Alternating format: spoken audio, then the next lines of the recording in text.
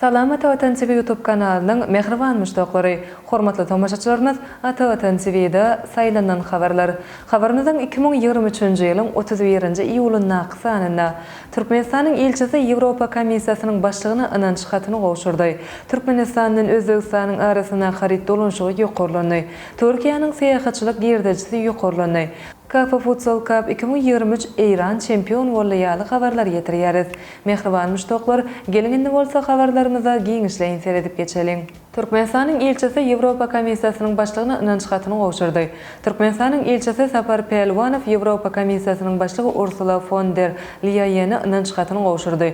Doşukda elçi Türkmenistanyň ehli uğurlarda iki taraplaryň hyzmatdaşlyk mexanizmlaryny münden beýlekde putulandyrmak yrarlygyny beledi. Türkmen diplomaty ýokary derejedäki saparlaryň gurulmagy möhümdigini belläp, Türkmen tarapynyň şu ýylyň ahyrına çelni Türkmenistanyň prezidentiniň Ýewropa Birleşiginiň institutlarynyň ýollaşlaryndan doşuşygy üçin Brüsselde saparyny gurulmagy göz öňüne tutýanlygyny bellidi.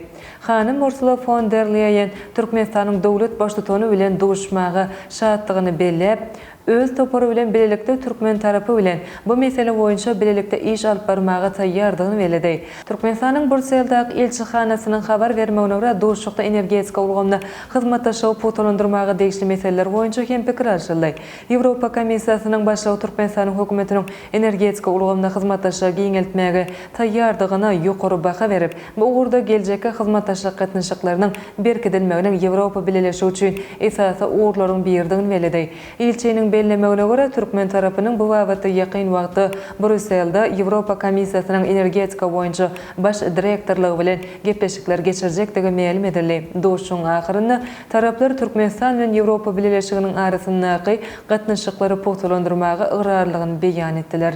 Türkmenistan bilen Özbegistanyň arasynda harit dolanşygy ýokarlandy. Türkmenistan bilen Özbegistanyň arasyndaky harit dolanşygy 2023-nji ýylyň 1-nji ýarymyna geçen ýylyň şol bir döwrü bilen deňeşdirilendi.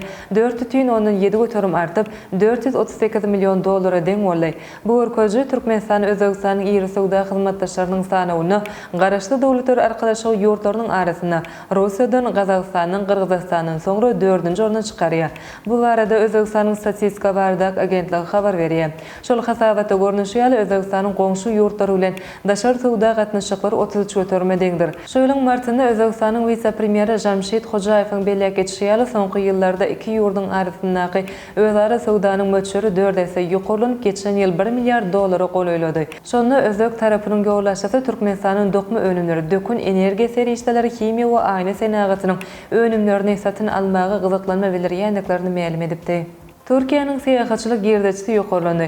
Türkiýe Respublikasynyň seýahatçylyk girdejiler ýylyň ilkinji 6 aýyny 27 götürüm ýokarlap, $21,7 milliard ýetdi. Şol döwürde Türkiýe gelen jahan keşdeleriň sany 23 milliona golaýlady.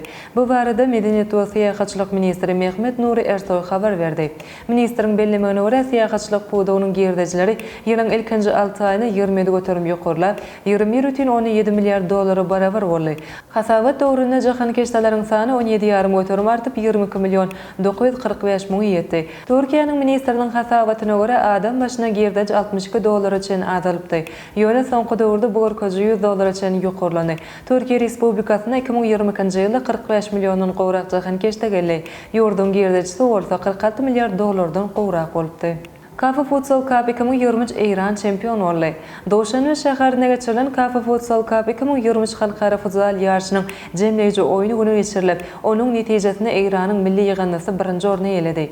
Soňky tapgyryň doşuşyklaryny Eýranyň ýygyny topary Täjikistanyň milli ýygnasyny 1-0 hasabyny ýeňmişe sezewar etdi. Tapgyryň beýleki doşuşyklaryny Özbegistanyň ýygyny topary Kyrgyzstanyň, Owganstanyň ýygyny topary bolsa Türkmenistanyň ýygyny toparynyň üstün çykdylar. Şeýlelikde geçirilen oýunlardan soň 2-3-nji orunlary degişlikde Owganstanyň hemde Özbegistanyň milli ýygnalary elediler. 6 utuk toplan Türkmenistanyň milli ýygnasynyň ýarş tertibine 5-nji oruna eýlendigini bellemek gerek. Ýarşyň iň köp gol geçiren futbol futbolçusu Özbegistanyň ýygyndysyndan Husneddin Nişanow bolup, ol 5 gol geçirmek başardy. Iň gowy derwezeçi bayragyna Iranyň derwezebany Mahdi Rostamy eýe boldy. Kafa Futsal Cup 2023 halkara futsal ýarşynyň iň peýdal futbolçusy höküminde Iranyň ýygyndysyndan Ali Ekrami bayraga münasip boldy. Ine mehriban müştaklar ata watan TV-de saýlanan habarlar gepleşigimiziň şu günkü sanyny size ýetirmek isleýän habarlarymyz şolardan ibaret. Hormatly tomaşaçylarymyz, şeýlekem. Türkmenistanyň prezidenti Marokanyň paşasyny gutlady. Aba Annaýew şäherçisynyň saýlanan geňiş agdalaryna şahsiýetname gowşurly. Russiýa ýeketek elektron wiza düzgünlüğini girdi. Hazar deňziniň meseleleri boýunça Pudo gara toporunyň mejesi geçirildi ýa-da habarlary Atawatan Türkmenistan.com saýtymyzdan geňişleýin okap bilersiňiz. Gepleşigimiziň indiki sanyny görüşýänçek hoşda bolun.